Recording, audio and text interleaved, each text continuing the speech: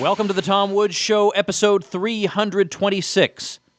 Over the weekend, I was in Houston, as you guys know, at the Mises Circle event on Secession. And joining me there were Mises Institute President Jeff Deist, historian Brian McClanahan, who's a faculty member at mylibertyclassroom.com, Lou Rockwell, the founder and chairman of the Mises Institute, and Ron Paul, who, of course, needs no introduction. But, and here's why I think you're going to enjoy today's episode, also joining us, but in the audience, was a Washington Post reporter who we all knew was there to do a story smearing Ron and smearing all of us because, as you know, the idea of secession is not on the 3x5 card of allowable opinion. So we knew what the story was going to be. You know, Rand Paul is trying to be respectable, and his crazy old father is talking about secession. We knew that. I was tempted to go up to the podium, actually, and say, look, I know the article you're going to write. I could write it for you. In fact, you could go out and enjoy Houston for the afternoon, and I'll just write your article. I can predict every word that's going to be said. But instead, let's just say I fashioned my remarks in such a way that almost every sentence was a dagger through the guy's heart. I want you to listen to the talk, bearing in mind that I am fully aware that there is a Washington Post reporter in the room who's there to do a hatchet job on us. Not to refute us, of course. We're not entitled to a refutation because we strayed from the 3x5 card. So therefore, we're not even entitled to a refutation. All he needs to do is say, hey, look at what these people said.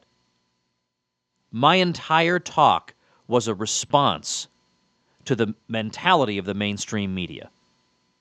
So I want you to know there was a Washington Post reporter who had to sit through everything I said in this talk. And when the hit piece came out, he did not even mention me. He talked about Jeff Deist, he talked about Brian McClanahan, he talked about Ron Paul. He did not mention me. What was he going to say? Wait till you hear what I said. How was he going to quote me in a way that was going to hurt me? There was no way to do it. So it's fun. Remember, the Tom Woods Show runs every weekday. Every weekday I release a new episode.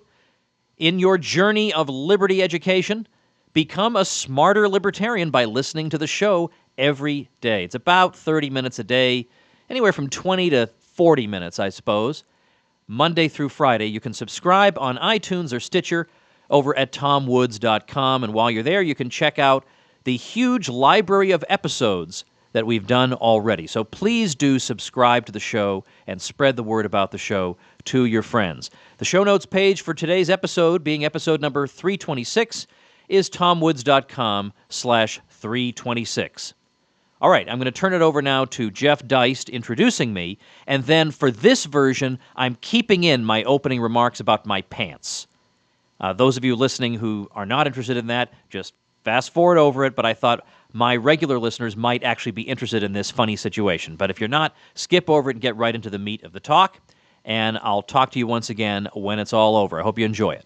I know Tom Woods doesn't need an introduction to most of you, but let me just say this. Like I said about Judge Napolitano earlier, with Tom's pedigree, with his education, and with just his drive, his work ethic, his productivity, he could very easily have had any number of cushy jobs in either the academic or think tank establishment. But he didn't do that, and he chose to stay true to his own beliefs. And like Judge Napolitano and frankly lots of other famous libertarians before him, Tom has never moderated or watered down his message, even when it might make his own path professionally or financially easier. And I think we've all benefited from that. So Tom Woods.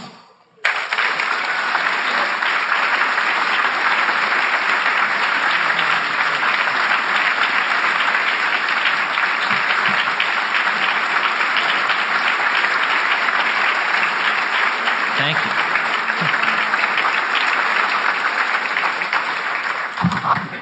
you. Wow, thank you very much. Thank you very much for that. Those of you who follow my Facebook page, I'm sorry. Yesterday I posted that I had just arrived in Houston, and as I was packing for the trip, I had just gone to the cleaners, and so I packed a shirt from the cleaners, but I forgot to pack the dress pants. So what am I going to do? I need to be dressed appropriately. Famous people are going to be here. I have to look respectable. So I posted on Facebook, what am I going to do? I have no pants. I have to go to a dinner tomorrow night. I don't have time to get any pants. So I used Uber, and I drove to get pants late at night. I think I got the pants at about 10:30 at night. But what I like about this story is when I walked into the dinner last night, Lou Rockwell turned to me and said, "Did you get the pants?" And I said, "How do you know about this?" He said, "People have been emailing me all day. Tom needs pants." I tell you this only because it's an incredible wonder of technology that this bizarre, embarrassing episode could have been possible in the first place. But I want you to ask yourself, what, though, does this ultimately have to do with the theme of secession? Nothing at all, of course. Nothing. It was just an opening remark. I already told Chad, edit this part out. All right, here we go. Now we're starting. Here we go. One of my themes over the years has been that the American political and media classes behave as if there is a 3x5 card of allowable opinion. And if you stray from that 3x5 card, you will be smeared, condemned, written out of polite society. You won't be refuted. That's one thing you can guarantee. You can make all the reasonable arguments you want, but if you're taking a position that is held by neither Mitt Romney nor Hillary Clinton, you are wrong by definition. So there is no need to refute you. All we need to do, as Lou Rockwell says, is just point and say, "Eek, a mouse." There's no need to respond to anything we're saying. We peons don't deserve a refutation from our betters.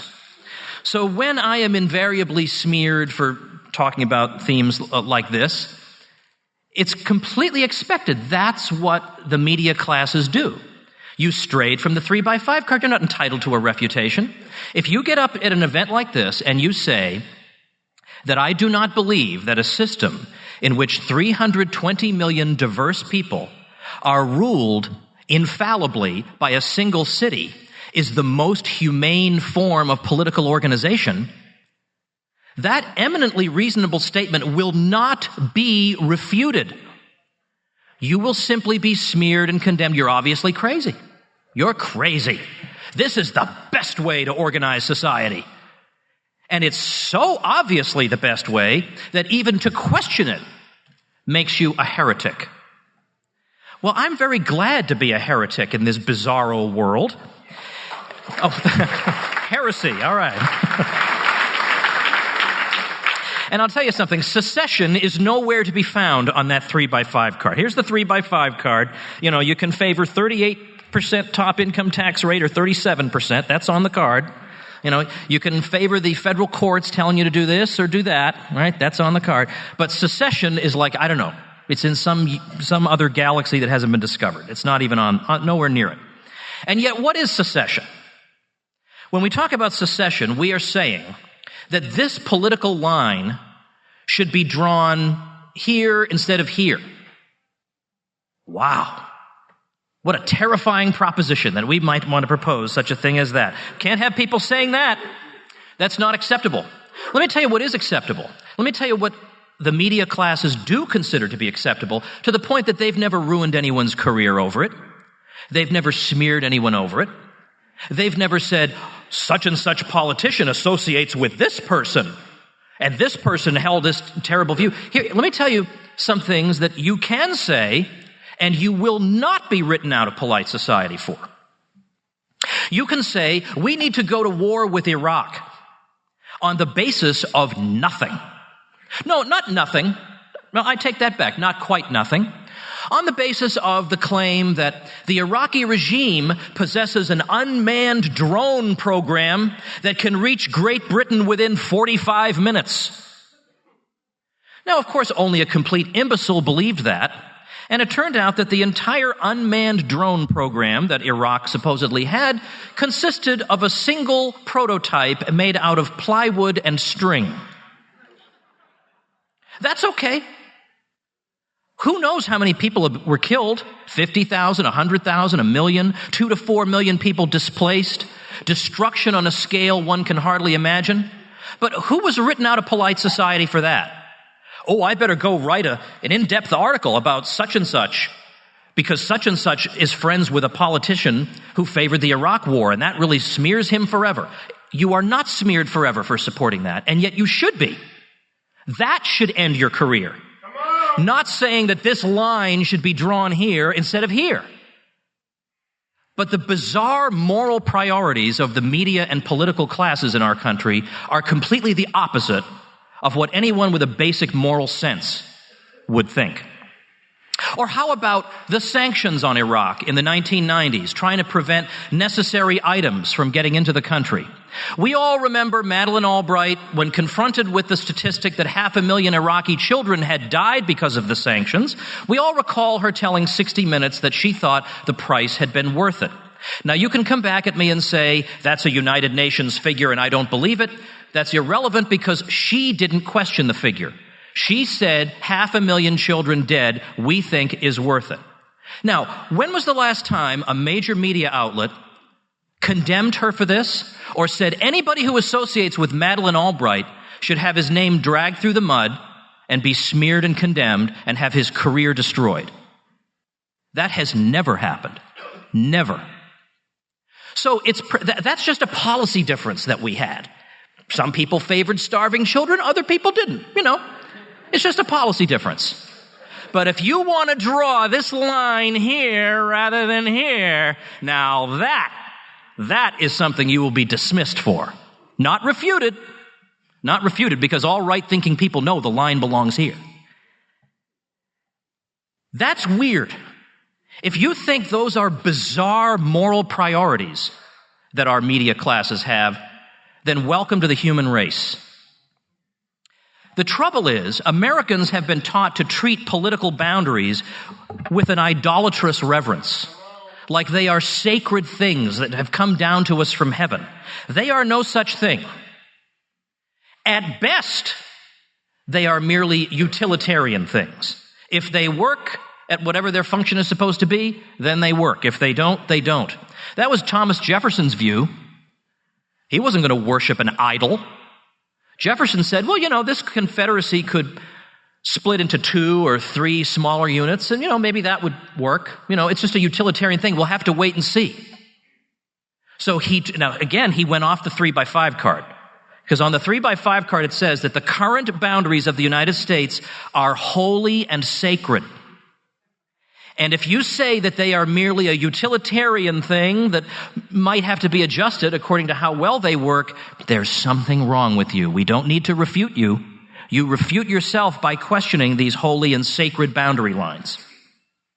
As Clyde Wilson once put it, large centralized states have become mystical, self-justifying goals. They need no further rationale. Moreover, people who claim to favor diversity, but who favor political centralization are, shall we say, confused. Because what institution, when we look at the process of political centralization, and I know it's a lot to ask our political and media classes to know anything about the history of Europe, but let's suppose that they might. If we look at the history of political centralization in the 19th century, what effect did that have on ethnic and cultural differences? I leave that to the student as an exercise. To the contrary, centralized states have imposed a crushing uniformity on society. They are the very opposite and indeed enemies of diversity in any meaningful sense of that word. But simply to ask, might the United States be too large? By the way, that is a tame question compared to the questions we normally want to ask. I think we're being on pretty good behavior today, if you ask me. But simply to say, is it maybe too much to have 320 million people of diverse backgrounds, with diverse interests, with diverse value systems, all governed under one city? Just to ask that question, why should you be a heretic because of that? So what I've done, what I did last year, I released my first book that I've released in just about 4 years. It's this one. It's called Real Dissent, And the subtitle is, "A Libertarian Sets Fire to the Index Card of Allowable Opinion."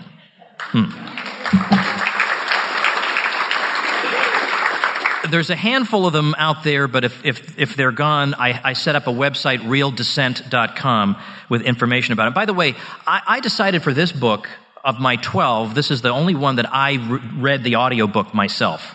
I narrated the audiobook version because in my experience, when the publisher assigns a narrator to your book, the publisher assigns someone who reads your book like it's the instruction manual to a microwave oven. So it was much more fun to read it myself. But that's really what my whole career has been about, and that's what the Mises Institute has been about. We don't care what the 3x5 card says. It is stultifying and anti-intellectual to confine yourself to it. So as you can see with this little thing on your table, which I hope you'll take home with you, what I've also been doing is every single day, or every weekday, I have a show, The Tom Woods Show. It's a podcast you can get on iTunes. And what I'm doing is, the tagline of the show is, shredding the 3x5 card of allowable opinion. And the reason I point this out to you is that it's incredibly liberating to live in a world where I can easily do this. Every single day, I can drive the bad guys crazy. Every single day. And they're still around, the major media outlets, they're still around. They'll be around for a while. But they can see the writing on the wall. They know the future is decentralized information. They know the future is podcasting, is people relying on trustworthy individuals, not just people who happen to be with an influential media institution. Well, let's talk about some practical considerations that come up when we think about secession. Let's think about history. We look at the history of political consolidation. We go in Europe from thousands of independent territorial units to just a few dozen today. As Hans Hoppe has pointed out, in the second half of the 17th century, Germany was made up of 234 countries, 51 free cities, and 1,500 independent knightly manors.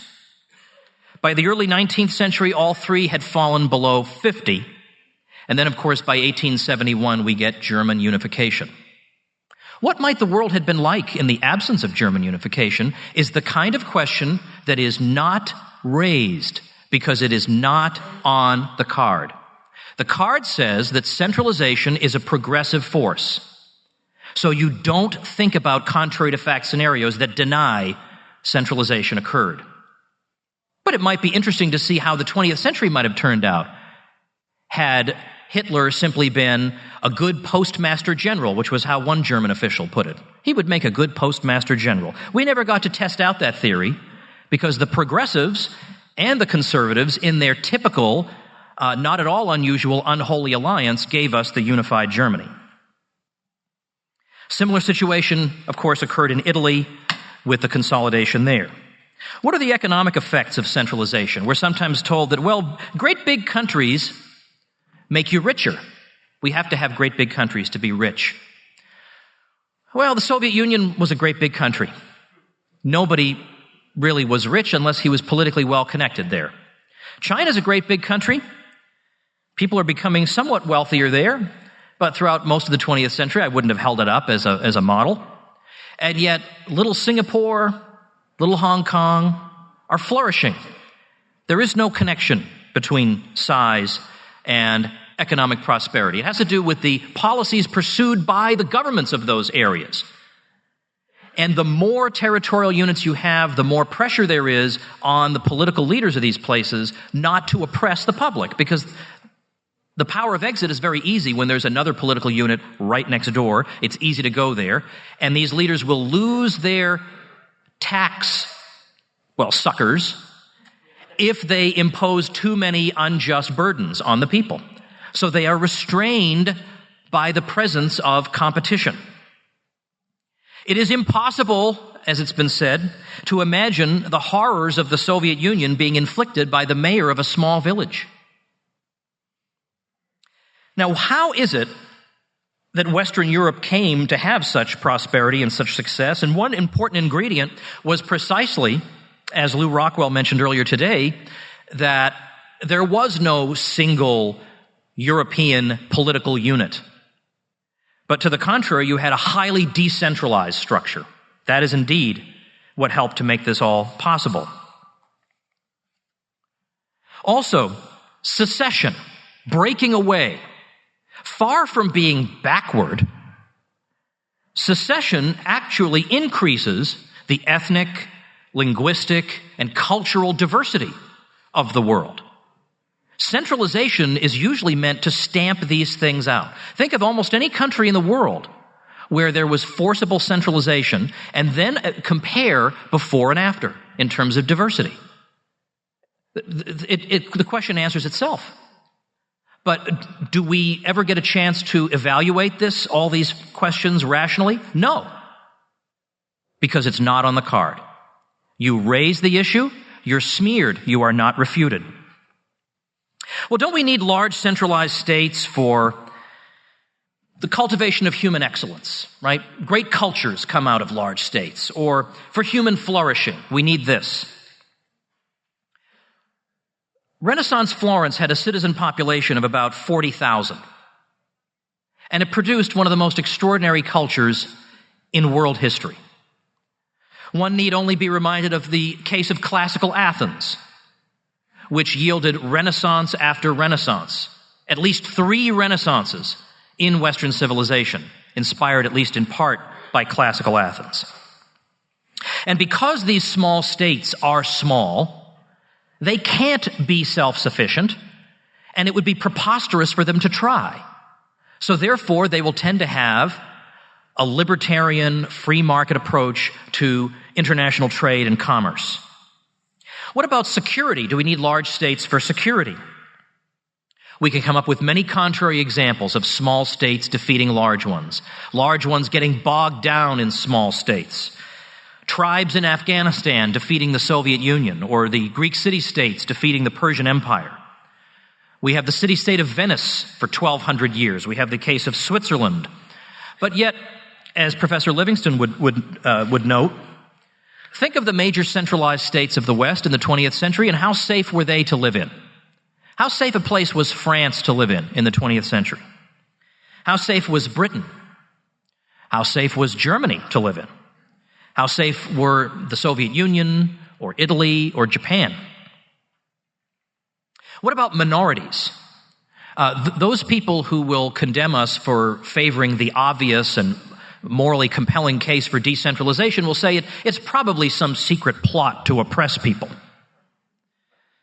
Yeah, because if I wanted to oppress people, I would try to resurrect an idea that's been toxified for the whole American public and somehow, on my own, revive the concept. I mean, if I wanted to oppress people, I'm sure I could think of something a little easier than that. So probably that's not it, but that is the claim. But think about what the history of minorities has been in the world under large centralized states. I'll think about a case that's dear to me because I'm half Armenian. How did the Armenians do under the Ottoman Empire? Was that just a wonderful bastion of diversity for them? Possibly 1.5 million of them were killed. How about the Asians in Uganda who were thrown out of the country? And worse. How about the Ukrainians in the Soviet Union? Were they enjoying diversity there, the Ukrainians? Those of them who survived, that is, the attempt to starve them. 5 to 6 million of them did not survive that attempt. And of course, the case of Hitler's Germany is too obvious even to need mentioning. How about some other practical considerations? Lou made reference in the panel discussion to the ratio of representation that exists. In the first Congress in 1790, there was 1 representative for every 30,000 Americans. Then in 1910, Congress capped the number of members of the House of Representatives permanently at 435. Well, as of 2014, we now have 1 representative for about every 713,000 Americans. Now, if you think that makes representation even more meaningless than it was before, you have strayed from the card. They're not going to refute that point or say, hey, you just raised an interesting argument. I never thought of that. You can't raise it. Now, if this ratio of representatives to Americans had held in 1790, there would have been about 4 members of the House of Representatives. Conversely, if the older ratio held today, there would be well over, in fact, 10,000 members of the House of Representatives. As of 2014, Congress and the President spend about $3 trillion a year. That's 435 representatives, 100 senators, and 1 president having that much financial power. Well, then think about, and again, Professor Livingston urges us to think about questions like this. Think about the United States. Think about California. If California were a separate country, it would have the 7th largest economy in the world. So there's nothing crazy about saying maybe this line should be drawn this way instead of that. There's nothing crazy about that at all. Again, it's just a practical question. That's all it is. It's just a practical question. Texas would have a larger GDP than Brazil. Florida's would be larger than Australia's. If you combine Illinois and Ohio, its would be larger than Canada's. But we're not even allowed to think that maybe this might be, living on a smaller political scale might be a more humane way to live. Now, there is a tradition among people on the left who do believe in that, like Kirkpatrick Sale, I've had him on my show, who do think that, yeah, of course it would be, that's what we were supposed to be all about in the 60s, was humane communities, face-to-face interactions, not one representative for 713,000 people. This is preposterous. But the mainstream left, of course, is on the card, so they're not even going to entertain this. So to me, these are relevant considerations. But beyond that, we can follow Brian McClanahan and look at the American tradition. Decentralization is deeply embedded within that tradition. The Declaration of Independence speaks of free and independent states. And by states, it means places like Spain, France. That's what they mean by state in that diplomatic language.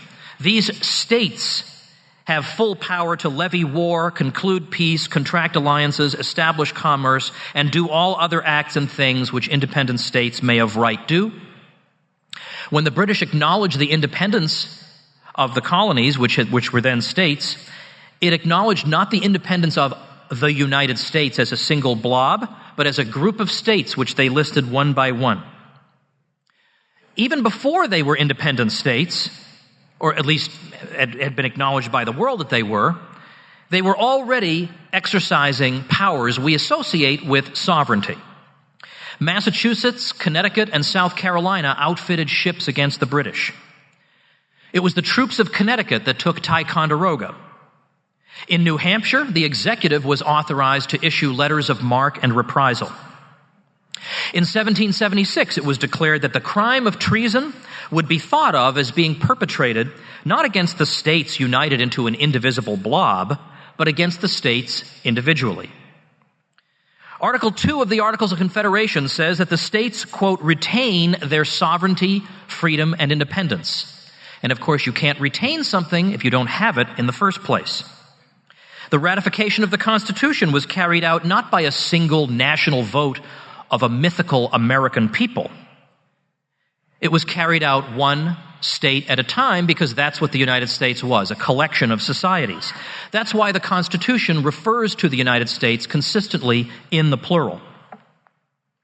Emmerich de Vattel, who of course was one of the major international law theorists of the 18th century, said in his work, The Law of Nations from 1758, that if a smaller body delegates a power to a larger, this does not make that smaller body any less sovereign than it was before.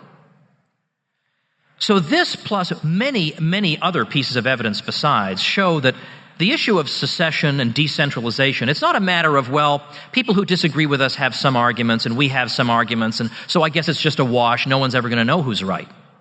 The arguments are entirely on our side, which is precisely why the enforcers of approved opinion, or thought controllers, never want to meet us on the ground of facts. Never. Good luck, I would say. Come on up here, and we'll talk about it. Good luck, because you don't have the evidence. It does not exist. Well, as I wrap up, I want to think about, well, actually, before I wrap up, let me tell you one other thing that I like. I like that Europeans of great stature agreed on the American right of secession.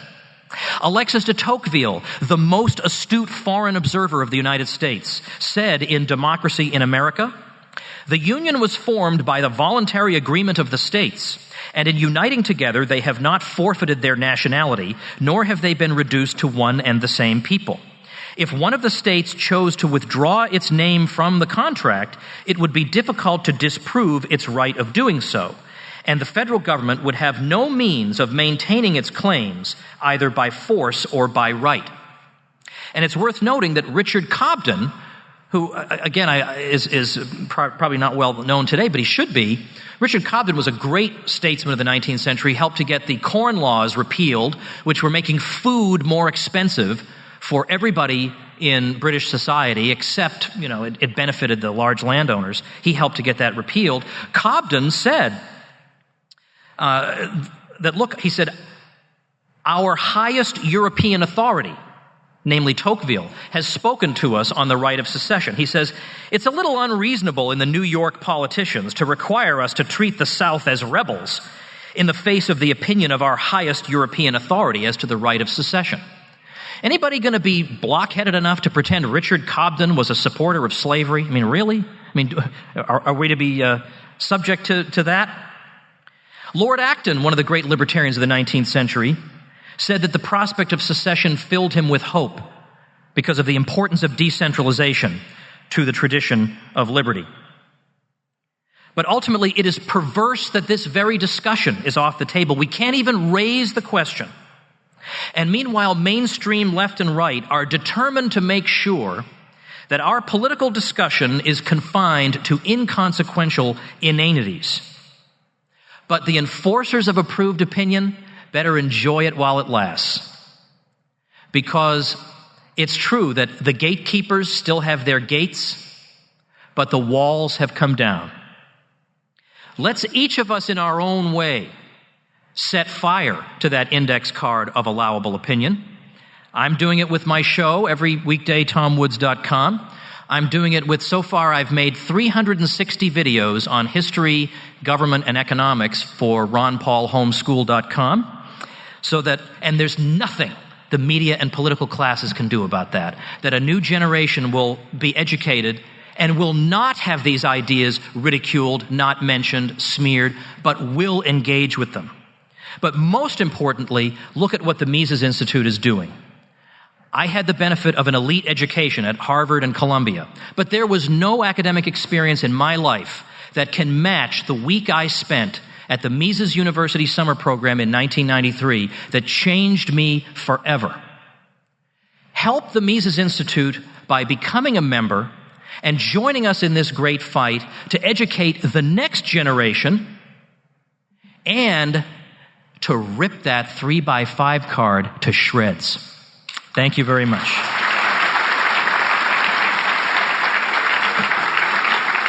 All right, everybody. I hope you enjoyed that.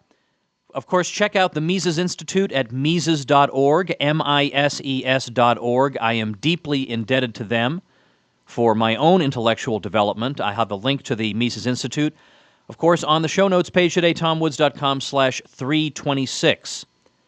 As for my work on the Ron Paul curriculum, those of you supporting the show at either the gold or platinum levels already have two of the courses that I prepared for Ron's homeschool program.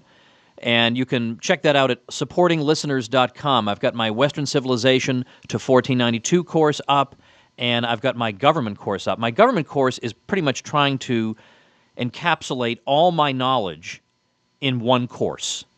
It is taught at an adult level, so you don't have to feel funny that you're taking a homeschool course if you're just interested in the material yourself. So you've got links to all those courses at supportinglisteners.com. Right now I'm working on Western Civilization from 1493. I've done about 90 videos so far in that one. Last week, let's see, right now I'm working on the revolutions of 1830 and 1848. Next week I'm going to be doing 4 lessons on Marxism. I'm going to do an overview, and then I'm going to challenge some of the ideas. So that's going to be a good course too. That one's already available at ronpaulhomeschool.com because I'm ahead of the students, so we can offer it. They're 3 weeks behind me as I'm preparing the lessons, and once they're all up, then the course is finished forever. But some people want to take it right away, so we're letting them take it even though it's not yet complete, and I'm just completing it faster than they're taking it, and that's how it's working. But I'm not going to make it available to my audience specifically until it is absolutely complete. But I do have 2 courses up. You can check them out at supportinglisteners.com. And of course, I'm deeply grateful to you guys who do support the show and for making your Amazon purchases through the Amazon widget at tomwoods.com and at all the show notes pages, tomwoods.com/326, 325, etc. The Amazon widget will be staring you right in the face on any of those pages. And it helps pay for my office so I can do the show in peace and quiet. It helps me pay for a producer because I couldn't possibly do this right now on my own, and booking guests and logistical things. There's just no way I could do it. So you guys really are making this possible, making it possible for me to create hundreds of episodes, to do it Monday through Friday. It's all because of you guys. Couldn't be done otherwise. All right, thanks so much for listening. Tomorrow we're going to talk to Michael Bolden of the 10th Amendment Center as the state legislatures gear up for their legislative sessions. He's going to tell us about the various nullification initiatives afoot, so that'll be very interesting. All kinds of great libertarian stuff coming up for you this week, so make sure and tune in and subscribe at tomwoods.com, and thanks for listening. See you tomorrow. The Tom Woods Show.